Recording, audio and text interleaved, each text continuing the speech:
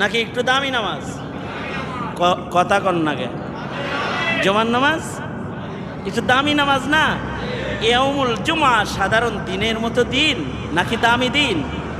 আচ্ছা মনে করেন জুমার দিনটা স্টার্ট হয়ে গেছে, শুরু হয়ে গেছে জুমার দিন। এবার আল্লাহর রাসূল বলে আজকের দিনে একটা আহাম ইবাদত আছে, জুম্মার নামাজটা যায় পড়বি, মসজিদও যায়, আবার খুতবাটা শুনবি, মাঝখানে দোয়া করবি, যা করবি সব কবুল হয়ে যাবে।